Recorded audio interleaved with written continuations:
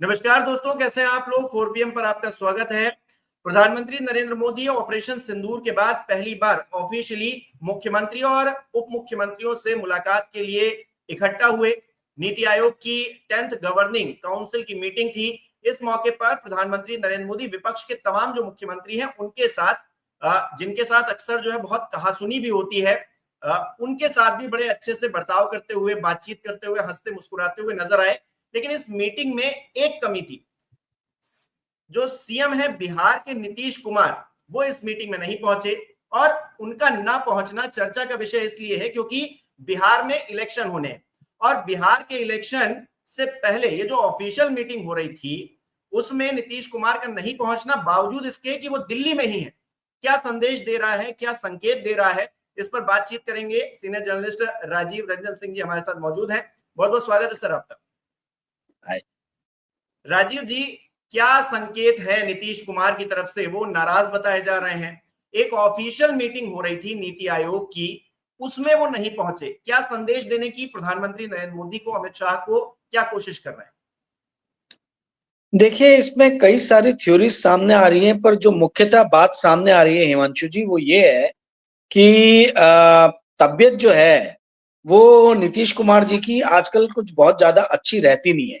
ठीक है। और तमाम तरीके की रिपोर्ट्स जो है पास्ट में हमने देखी हैं, न्यूज़पेपर्स में भी कुछ छपी हैं, टीवी पे भी देखा गया है।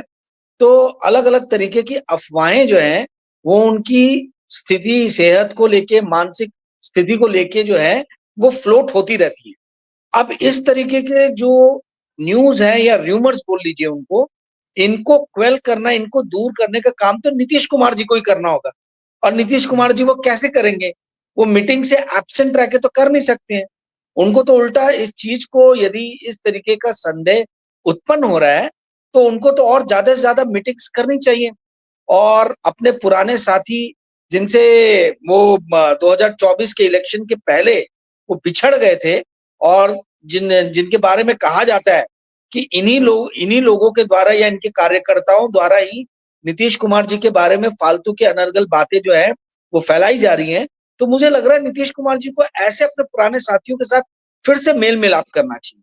उनको शरद पवार जी से मिलना चाहिए, उनको खड़गे साहब से मिलना चाहिए, उनको सोनिया गांधी जी से मिलना चाहिए, उद्धव ठाकरे जी से मिलना चाहिए। ये उनके पुराने मित्र हैं, पुराने दोस्त हैं। और यदि ऐसा है कि भाई अनर्गल बातें जो हैं वो इंडिया अलायंस के नेता फैला रहे हैं भाजपा और नीतीश कुमार जी के बीच में दूरियां बढ़ाने के लिए, तो इस तरीके के जो संदेह है या अनर्गल बातों पे जो फुल स्टॉप लगाने का काम है, वो फुल स्टॉप लगाने का काम तो नीतीश जी को ही करना पड़ेगा। और वो तभी होगा जब वो इन नेताओं के साथ में, जिनके मैंने नाम लिए, इनके साथ में ज्यादा से ज्यादा बैठकें करेंगे, मीटिंग करेंगे। और उसके जो फोटो ऑप्स है वो मीडिया में, जैसे कि मोदी जी देते रहते हैं, वैसे नीतीश जी भी जो सर्कुलेट करें, तो समझ में आएगा कि भाई इन बातों में कोई दम नहीं है। अब दूसरा जो एक तथ्य सामने आ रहा है, वो तथ्य तो नहीं कहेंगे, पर जो बात सामने आ रही है वो आ रही है कि नीतीश जी जो है वो भाजपा से खुश नहीं है। तो भाजपा से यदि वो खुश नहीं है तो सवाल ये उठता है कि क्यों खुश नहीं है। तीसरी बात जो आ रही है सामने वो ये कि नीतीश जी जो है उनकी चिराग पासवान जी के साथ में कुछ बातचीत हो रही है, क्योंकि 2020 के इलेक्शन में चिराग पासवान ने काफी डेंट पहुंचाया था जेडीयू के वोट बैंक में। तो इस बार वो चाहते नहीं है कि वो चीज फिर से दोहराई जाए। चिराग पासवान कुछ सीटों को लेके अड़े हुए हैं, जैसे कि मेरे खुफिया स्रोतों ने बताया दिनारा की जैसे एक सीट है जो चिराग पासवान चाहते हैं कि दिनारा की सीट उनको मिले, और नीतीश जी जो है वो उनके पास में वो सीट है। तो इस टाइप की कुछ सीट्स को लेके जो है इन लोग के आपस में बातचीत भी हो रही है। उस बातचीत के पहले ये सामूहिक रूप से, सार्वजनिक रूप से भाजपा के नेताओं के साथ में दिखना नहीं चाहते, खासतौर पे अमित शाह और मोदी जी के साथ। जी हिमांशु। अगर अगर अगर नहीं दिख रहे हैं, साथ में नहीं जाना चाहते हैं, तो फिर उनके मन में क्या चल सकता है? मतलब उनके मन में क्या चल रहा है वैसे तो वो खुद ही जान ले अच्छे से। ये बहुत बड़ी बात है क्योंकि कभी इंडिया खेमा वो बना रहे थे, सूत्रधार बने हुए थे, और फिर पलट के जो है एनडीए के साथ में आ गए। फिर सीटें भी उन्होंने अपने मन मुताबिक ले ली। अब बैसाखी के तौर पर केंद्र में मोदी जी की मदद भी कर रहे हैं। लेकिन मधुबनी में जो 22 तारीख की रैली हुई प्रधानमंत्री नरेंद्र मोदी की, जो घटना हुई पहलगाम की उसके 2 दिन के बाद जस्ट, तो उस रैली के अंदर कहा यह जा रहा था कि नीतीश कुमार चाहते थे कि हमारे नाम का ऐलान, सीएम फेस के नाम का ऐलान हो जाए, लेकिन वैसा हुआ नहीं। अब क्योंकि वो हुआ नहीं राजनीतिक तौर पर, तो फिर नीतीश कुमार नाराज हो गए। लेकिन नाराजगी इतनी कि दिल्ली आए और एक बैठक जो कि ऑफिशियल बैठक थी उसमें नहीं पहुंचे, और जबकि कहा जा रहा है कल एक और बैठक होनी है, एनडीए की जो बैठक होनी है उसमें वो पहुंचेंगे। तो फिर ये क्या बताने क्या दिखाने, मतलब नाराज हैं तो पूरी तरीके से हो, ये आधे नाराज हैं भी और नहीं भी, आज की मीटिंग में नहीं पहुंचेंगे कल की मीटिंग में पहुंचेंगे, ये क्या है? देखिए, आपने एकदम सही कहा कि उनके मतलब ऐसा कयास जेडीयू के लीडर्स लगा रहे थे कि वो जो मधुबनी में इलेक्शन जो रैली हुई, जिसको मोदी जी ने संबोधित किया, उसमें शायद मोदी जी जो है वो कहीं एक लाइन बोल देते कि भाई आने वाला इलेक्शन जो है हम वो नीतीश जी के लीडरशिप के अंडर में लड़ेंगे। ठीक है, तो वो एक क्लियर कट सिग्नल चला जाता पूरे कैडर को, बीजेपी के भी और जेडीयू के भी, कि भाई ये इलेक्शन जो है वो नीतीश जी के ही नाम पे लड़ेगी एनडीए अलायंस। परंतु ऐसा हुआ नहीं, और इस बात का कहीं ना कहीं जो है आप समझ लीजिए कि चुभन जो है, खटास जो है, वो दिल और दिमाग में रह गई है, पहली चीज। दूसरी, आप थोड़ा सा हिमांशु जी बिहार की पॉलिटिक्स को जरा एक बार मतलब ध्यान से देखेंगे तो आपको समझ में आएगा कि 1990 से 2025 के बीच में दो ही लोगों का पूरा अधिकार रहा है बिहार के इलेक्शन, मतलब वहां की सत्ता पे। एक है लालू परिवार और दूसरा है नीतीश कुमार जी। ठीक है, करीबन 35 साल हो गए। अब जो नीतीश कुमार जी ने जो एक सर्वे कराया था जातिगत आधार पे, उस पे ये निकल के सामने आया कि जो नीतीश जी की जो जाति है कुर्मी, जिसको वो बिलोंग करते हैं, उसके सिर्फ 2.88% जो है बिहार की पॉपुलेशन में, सिर्फ 2.88% जो है कुर्मी पॉपुलेशन, और यादव जो है वो 14% के आसपास।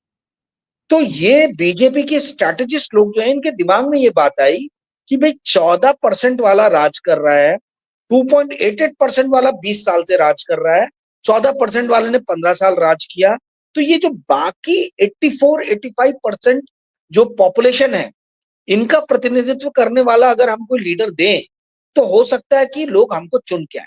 अब इसमें जो सबसे बड़ा जो वोट बैंक है या जो पॉपुलेशन है, वो है ईबीसी का।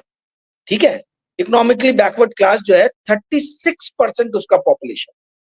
तो बीजेपी के पास में दुख की बात यह है कि ईबीसी का कोई बड़ा लीडर नहीं। ठीक है, एक रामेश्वर चौरसिया जी हुआ करते थे, उनको भी इन्होंने साइडलाइन कर दिया है बीजेपी ने। तो चौरसिया जी के अलावा इनके पास में ईबीसी का कोई बड़ा लीडर जो है, जो अच्छा वक्ता रहे, जैसे वो जेएनयू से पढ़े हैं, है ना, इंटेलेक्ट रहे, जनता में अपील रहे, उस टाइप का कोई लीडर नहीं है। अन्यथा 36% का जो वोट बैंक है, अगर उस वोट बैंक के किसी लीडर को ये सामने दिखाएं तो इनका प्रतिनिधित्व, मतलब इनको इलेक्शन में बहुत इजीली जो है वो मतलब काफी बड़ी मदद मिलती। अभी आज की डेट में ऐसा है कि बीजेपी की स्टेट अगर आप देखेंगे बॉडी, तो उसके अंदर में जायसवाल लोगों का बोलबाला है, और जायसवाल लोग 1% से भी कम है।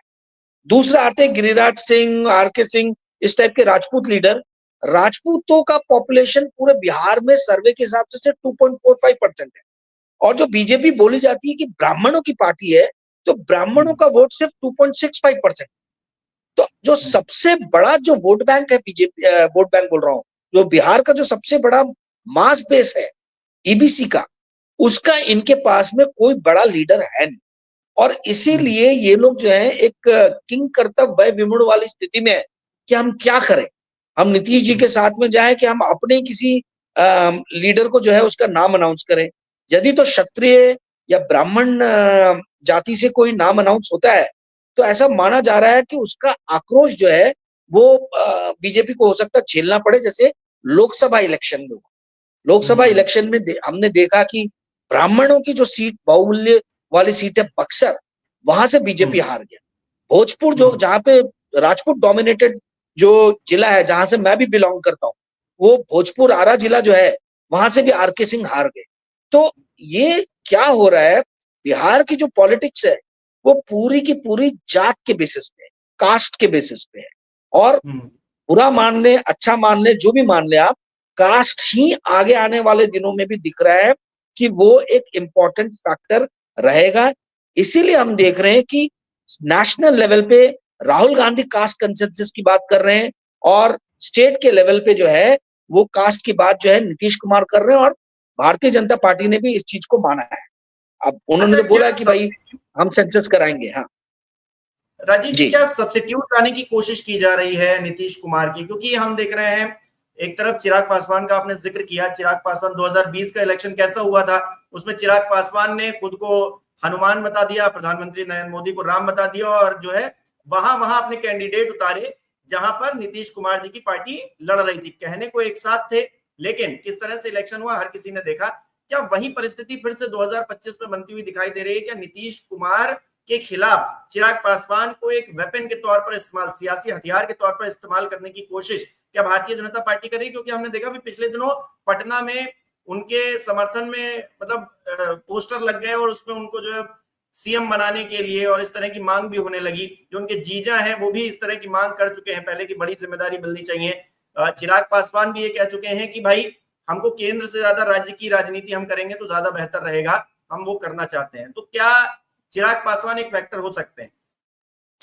देखिए, all said and done, Paswan लोग चिराग पासवान को अपना लीडर नहीं मानते। रामविलास पासवान जी के कारण उनका जो है एक बेस, उनकी फैमिली में ऑलरेडी डिवीजन हमने देखा। बीजेपी जिस भी फैमिली फैक्टर को सपोर्ट करती है वो शक्तिशाली होकर उभर के आता है। पर आपको मालूम है कि पारस जी जो है वो बोलते असली दावेदारी मेरी है पासवान कम्युनिटी के ऊपर में। चिराग तो पंजाबी लेडी है, उनका सन है, ठीक है। तो हम ये जो है बिहार जो है यहाँ पे मेरी दावेदारी है। चिराग जी जो है उनका अपना बोलना है कि नहीं, हमारे शरीर में तो रामविलास जी का खून है, तो हम जो है हम असली ये है। ये देखिए, जैसे बाबा साहब अम्बेडकर को लेके कि उनकी लीनिएज लीगेसी को कौन लेगा, ठीक है, वही चीज बिहार में होते हुए मेरे को नजर आ रही कि भाई यहाँ पे कई, जैसे महाराष्ट्र में रिपब्लिकन पार्टी जो अम्बेडकर जी की थी कई टुकड़ों में, कई फैक्शंस में बट गई, आप देखेंगे। वैसे ही होता हुआ बिहार के अंदर में भी दिख रहा है। अभी तो फिलहाल 2 ही फैक्शंस हैं, पर मुझे इसके चांसेस कम दिख रहे हैं कि बीजेपी इस बार चिराग पासवान को यूज करेगी, क्योंकि यदि यूज करेगी तो ये अपना ही नुकसान पहुंचाएगी। लास्ट टाइम चिराग पासवान ने सबसे ज्यादा नुकसान नीतीश कुमार को पहुंचाया। तो यदि बीजेपी को नुकसान होता है और नीतीश को भी नुकसान होता है तो उसका फायदा किसको मिलेगा? वो फायदा ऑटोमेटिकली आरजेडी को जाएगा। और एक चीज आप समझिए कि इस बार इलेक्शन बहुत ही फ्रेगमेंटेड होने वाला है बिहार में। बिहार में 2 नए फैक्टर्स आने वाले, वो कितना वोट खींचते हैं इसके ऊपर में बहुत कुछ डिपेंड करेगा। प्रशांत किशोर जी अपना लड़वा रहे हैं, आम आदमी पार्टी ने पिछले हफ्ते घोषणा कर दी है कि बिहार का इलेक्शन वो लड़ने वाले। तो आपको 2 फैक्टर्स, 2 जो है एक्टर्स नए नजर आ रहे हैं इस बार के बिहार के इलेक्शन में।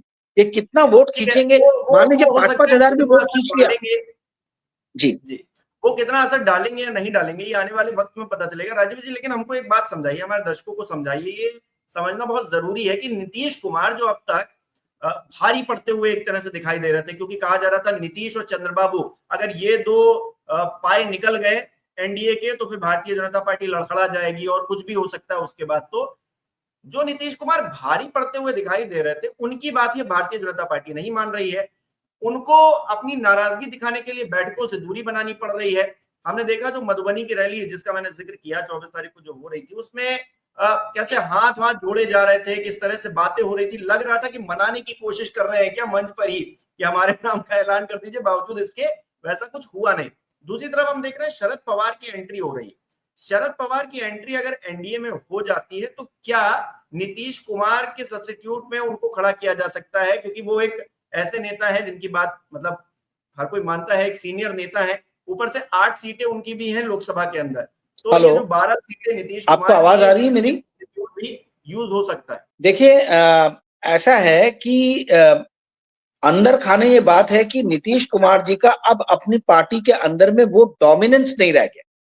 जो पार्टी जो एक जिसको डोमिनेट करते थे नीतीश कुमार जी, जेडीयू को, जेडीयू के अंदर में एक बहुत बड़ा धड़ा है जिसका ये मानना है कि भाई हमें बीजेपी के साथ ही रहना चाहिए, और एक धड़ा ऐसा भी है जो छोटा है जिसका ये मानना है कि हमारी भलाई इसी में कि हम आरजेडी के साथ चले।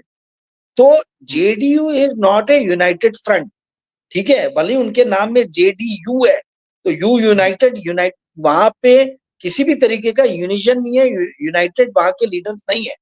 तो ये एक बहुत बड़ी प्रॉब्लम है नीतीश कुमार जी के पास में कि यदि वो बीजेपी से अलग होते हैं तो एक बहुत बड़ा डोमिनेंट सेक्शन जो है जेडीयू का, ये निकल के बीजेपी के साथ में जा सकता है, पहली चीज। दूसरी चीज, सेंटर पे बीजेपी काबिज है, तो जितने भी फंड है, बिहार को यदि फंड चाहिए सेंट्रल गवर्नमेंट से तो वो बीजेपी के गुड बुक्स में रह के ही उसको मिल सकता है। वो यदि किसी भी तरीके से बीजेपी के खिलाफ जाती है या बीजेपी के अगेंस्ट जाते हुए नजर आती है, तो जो फंड्स मिल रहे हैं नीतीश जी, जिसको इंफ्रास्ट्रक्चर डेवलपमेंट में या ये बता रहे हैं कि ये डेवलपमेंटल वर्क में यूज हो रहे हैं, या आरजेडी जो बोल रही है कि कोई डेवलपमेंट नहीं हो रहा है, ये सब पिलफरेज हो रहा है, पैसे उड़ाए जा रहे हैं, जो भी है भगवान जाने क्या सही है, पर ये फंड आने जो है वो स्टॉप हो जाएंगे। तो इसीलिए नीतीश कुमार जी रह रह के जो है गीदड़ भपकी देते रहे। वो जो नाराजगी जो दिखाते हैं बेसिकली वो गीदड़ भपकी है, क्योंकि इनका अपनी ही पार्टी पे कोई कंट्रोल नहीं है। आप तब जाके जो है सशक्त रूप से समर्थन वापस लेने की बात कर सकते हो जब सारे के सारे आपके मेंबर ऑफ पार्लियामेंट जो है वो ये बोले कि नीतीश जी हम आपके साथ खड़े हैं।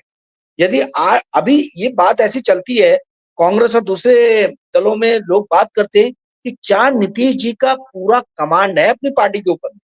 नीतीश जी अंदर से समाजवादी लीडर है, उनका पूरा बैकग्राउंड आप देखो तो समाजवादी विचारधारा वाले हैं। तो वो कैपिटलिस्ट के साथ में एक ऐसी पार्टी जो पूंजीपतियों का जो है वो प्रतिनिधित्व करती है, इसके साथ में बहुत दिन जो है वो मतलब ये नेचुरल अलायंस नहीं है। एक सुशील मोदी के कारण बहुत दिनों तक ये अलायंस बना रहा, बट हमने देखा कि सुशील मोदी जी भी अब है नहीं, और नीतीश जी के अंडर में देख रहे हैं कि बीजेपी ने जिन लीडर्स को मौका दिया है वो बड़े तेज तर्रार है, और वो युवा नेता है, और वो जो है बहुत ज्यादा इनको तरजीह भी नहीं देते। तो ये सारे फैक्टर्स जो है ये सब मिल मिला के जो है वो नीतीश जी को जो है बार बार पे बैकफुट पे लेके जा रहे राजीव जी, ये क्या कहा जा सकता है कि हाईजैक हो गई है पार्टी? क्योंकि वक्फ को लेकर जिस तरह से समर्थन किया गया, नीतीश कुमार ने उसके बाद खामोशी ओढ़े रखी, उनकी पार्टी से नेता जाते रहे, कहा गया कि सैकड़ों इस्तीफे हो गए, अब वो पता नहीं किस तरह से कैसे हुए, कौन से नेता थे जो पार्टी छोड़कर चले गए, और किन लोगों ने ये मीटिंग कर ली कि हम वक्फ का समर्थन करेंगे, प्रधानमंत्री नरेंद्र मोदी का साथ देंगे। नीतीश कुमार तो बिल्कुल खामोश है, वो तो कुछ बोले ही नहीं। अब हैं। कैसे समझा जाए कि नीतीश कुमार के मन में क्या है? वो बैठक में भी नहीं पहुंचते। अब कल हो सकता है एनडीए की बैठक में वो पहुंचे तो कुछ हाव भाव से समझ में आए कि आखिरकार क्या कर रहे हैं, लेकिन अभी तक तो पहुंचे नहीं है वो। देखिए, जो महाराष्ट्र में हुआ पिछले 3-4 सालों में, उससे जितने भी ये रीजनल पार्टीज के लीडर हैं, ये भय के माहौल में, भय के साए में, इनको विश्वास नहीं है कि कितने हमारी अपनी पार्टी के लोग जो हैं वो हमारे साथ में, क्योंकि पॉलिटिक्स जो है वह पूरी तरीके से पैसों का खेल हो गया है। इसमें विचारधारा जो है वो पीछे चली गई। तो कब कितने आपके लीडर्स को पैसे से खरीद के पार्टी को तोड़ लिया जाए, इस चीज का कोई भरोसा नहीं है। इस चीज का जो डर है, इस डर के साए में जो है ये जितने भी रीजनल पार्टी के लीडर्स हैं ये अपनी अपनी पार्टियों को चला रहे हैं। हमने देखा शरद पवार, जिनको मतलब कहा जाता है कि इज द ग्रैंड मतलब old man of Maharashtra politics, उनकी पार्टी को कितने प्यार से तोड़ लिया गया। बाला साहब ठाकरे की पार्टी में इस तरीके से दरार होगा किसी ने सोचा था? उद्धव ठाकरे के हाथ से पार्टी ऐसी निकल जाएगी किसी ने सोचा था? तो ये जो महाराष्ट्र में भारतीय जनता पार्टी ने किया, उससे ये नीतीश कुमार हो चाहे दूसरे पार्टी के लीडर्स हो जो हिंदी पट्टी में है, वो सभी डर के साए में है, और उनको ये लगता है कि कभी भी हमारे दल के लीडर्स के मुंह में इतना पैसा ठूस दिया जाएगा या ईडी सीबीआई का ऐसा डंडा चला दिया जाएगा, जैसे तृणमूल कांग्रेस में हमने देखा कि मुकुल रॉय छोड़ के गए, कितने सारे लीडर जो है छोड़ के गए। तो जब हर रीजनल पार्टी के अंदर में हम एक ही एग्जाम्पल देख रहे हैं कि उस पार्टी के लीडर्स, प्रोमिनेंट लीडर्स पार्टी को छोड़ के बीजेपी के अंदर में एंट्री मार रहे हैं, तो वो नीतीश कुमार जी की पार्टी कैसे इंसुलेटेड रह सकती है? तो आपने बहुत अच्छा एक प्यारा वर्ड यूज किया, हाईजैक। ये बिल्कुल नीतीश कुमार जी के मन में है, मस्तिष्क में है कि क्या मेरी पार्टी अंदर से हाईजैक हो गई है, अच्छा ये सर, डर अगर ही अगर है। अगर पार्टी जी हाईजैक हो गई है, सर अगर पार्टी हाईजैक हो गई है तो फिर तो वो पलटी भी नहीं मार पाएंगे। मतलब क्योंकि नीतीश कुमार पलटी मारने में भी तो बहुत उस्ताद हैं, कभी आरजेडी के साथ चले जाते हैं, फिर वापस आ जाते हैं, फिर कहते हैं हम कभी नहीं जाएंगे, फिर चले जाते हैं। तो अब जब पार्टी हाईजैक हो गई है तो उनके अंदर ये भी ताकत नहीं रह गई होगी कि वो अब यू टर्न मार पाए या फिर से आरजेडी के साथ चले जाए। देखिए, ऐसा है कि यदि ये बिहार का जो इलेक्शन होता है उसमें आरजेडी बहुत डोमिनेंट पार्टी बन के उभरती है, 100 सीट क्रॉस कर लेती है। जहां तक मुझे याद आ रहा है वहां 243 सीट्स है। तो जी जी। अगर ये क्रॉस कर लेती हैं, ठीक है, तो हो सकता है कि नीतीश कुमार जी पलटी मार जाए। ठीक है, हम्म अगर हम्म आरजेडी ये बोले कि हम आपको ही सीएम बनाएंगे, हो सकता है वो एनडीए से बाहर निकल जाए। और हो सकता है हम्म उसी वक्त उसी स्थिति में हो सकता है कि जो लीडर्स अभी बीजेपी बीजेपी कर रहे हैं वो चुपचाप शांत बैठे, क्योंकि हम्म स्टेट के गवर्नमेंट पे एकाधिकार होना ये बहुत ज्यादा जरूरी है। आज कुछ नहीं तो बिहार का बजट जो है वो मेरे पास में एग्जैक्ट सामने डाटा नहीं है, बट 4 लाख करोड़ के ऊपर का ही है। तो अगर 3-4 लाख करोड़ का बजट आपके पास में है तो आप ऐसे स्टेट को कभी भी लूज नहीं करना चाहोगे। तो स्टेट में किसी भी तरीके से आपका अधिकार रहे, आपकी सरकार बनी रहे, यही प्राइम मोटिव रहता है कि हम स्टेट में कैसे भी रहें। तो स्टेट में यदि नीतीश आते हैं, मतलब नीतीश की पार्टी, आरजेडी सबसे बड़ी पार्टी के रूप में उभरती है, बीजेपी काफी छोटी हो जाती है, और नीतीश हम्म। कहीं भी मतलब दोनों तरफ जा सकते हैं, परंतु बीजेपी के साथ गए तो उतना फायदा नहीं होगा। यदि ऐसा उनको दिखता है तो हो सकता है पलटी मारे, अन्यथा मुझे 2029 तक ऐसा लगता नहीं है कि नीतीश कुमार पलटी मारे। जी अच्छा राजीव जी, एक सवाल और है कि नीति आयोग की जब बैठक हो रही थी तो प्रधानमंत्री नरेंद्र मोदी ने कहा कि हमें टीम इंडिया की तरह काम करना होगा। तो ये जो शब्द है कि टीम इंडिया की तरह हमें काम करना चाहिए, इसको अगर राजनीतिक परिप्रेक्ष्य में बिहार के चुनाव से जोड़कर देखें तो क्या बताने की कोशिश कर रहे हैं प्रधानमंत्री? मैंने टीम इंडिया मतलब क्या है?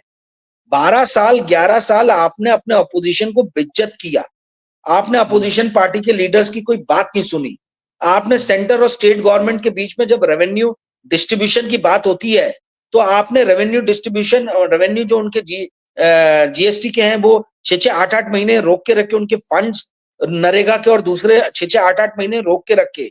आपने हम्म जो जो टेक्स्ट बुक में सताने के लिए, यंत्रणा देने के लिए, मानसिक पीड़ा देने के लिए जो जो आपके पास में टैक्टिक्स थी, वो सारी टैक्टिक्स आपने यूज कर, और अब आप बोल रहे हो कि टीम इंडिया के रूप में, जब आपके ऊपर परेशानी आ गई है, जब पूरे देश भर में आपका मजाक बन रहा है, जब लोग आपसे पूछ रहे हैं कि भैया जब आपने सीज फायर की घोषणा कर दी तो रोज रोज टीवी में आके भड़काऊ भाषण देने की क्या जरूरत है कि मेरे रगों में सिंदूर बहता, और ये सब, ये सारी चीजें इंगित करता है, शो करता है कि आप कहीं ना कहीं डरे हुए हो, आप कहीं ना कहीं अपने आप को वीक विकेट पे पा रहे हो, आपको लग रहा है कि मैं कमजोर स्थिति में हूं। ये मोदी जी का जो 11 साल का सेंट्रल गवर्नमेंट में और उसके पहले स्टेट गवर्नमेंट में जो 12 साल का 13 साल का उनका अनुभव रहा है, उन्होंने कभी भी अपोजिशन पार्टी को साथ में लेके जो है काम करने की बात नहीं की। तो आज टीम हम्म इंडिया की बात क्यों कर रहे हैं भाई? आज हम्म लोग जब आपसे सवाल पूछ रहे, मीडिया तो नहीं पूछ रही है, क्योंकि मीडिया तो पपेट हो रखी है गवर्नमेंट की। जब लोग आपसे सवाल पूछ रहे हैं कि आपके साथ जब पूरा देश खड़ा था, तब आपने ऐसी स्थिति में without any condition cease fire क्यों अनाउंस किया? जब आप हर बार बोल रहे थे कि हम जो है हम इस चीज का बदला लेकर रहेंगे, तो क्या 2 मस्जिद और 4 बिल्डिंग गिरा देना कोई बदला लेना हुआ? तो ये मोदी जी आज की डेट में बहुत ज्यादा वीक स्थिति में है, वो सवालों के जवाब नहीं दे पा रहे हैं, और सवालों से बचने के लिए जो है वो चाह रहे हैं कि मुझसे जो सवाल पूछने वाले लोग हैं उनको मैं अपने साथ कर लूं। 11 साल हम्म में जिस आदमी ने अपोजिशन के बारे में कभी नहीं सोचा, जिसने नेताओं की बंडखोरी की, अपोजिशन की पार्टीज को तोड़ा, सीडी ईबीआई जितने आपके इन्वेस्टिगेटिव एजेंसीज हैं सबका डंडा दिखा दिखा के आपने डरा के रखा, अब उन नेताओं से आप चाह रहे हो कि आप आके हमारा साथ दो, ये कैसे संभव होगा? हम्म। हिमांशु जी आप ही मुझे बताइए। जी चलिए, अब मोदी जी की टीम इंडिया जो थी उसमें से नीतीश कुमार फिलहाल गायब है, उस तस्वीर से गायब है। अब देखते हैं कि अगली मीटिंग में जब वो शामिल होते हैं तो फिर किस तरह के हाव भाव उनके रहते हैं और क्या कुछ वो कहते हैं, क्योंकि नीतीश कुमार जितना कम बोलते हैं उतने ही कयास बढ़ते जाते हैं और शायद ये एक टैक्टिस भी हो सकती है नीतीश कुमार की कि वो बोले ना और उनके बारे में बातें होती रहे, चर्चा होती रहे। अब ये नीतीश कुमार ही जान सकते हैं। फिलहाल के लिए नीतीश कुमार नाराज हैं, मीटिंग में नहीं पहुंचे हैं। अब वो आगे मीटिंग में पहुंचेंगे तो उनके हाव भाव देखने वाले होंगे। हमारे दर्शक किस तरह से देख रहे हैं इस पूरे विषय को, हमें कमेंट करके बताएं। राजीव जी, बहुत बहुत धन्यवाद आपका समय देने के लिए।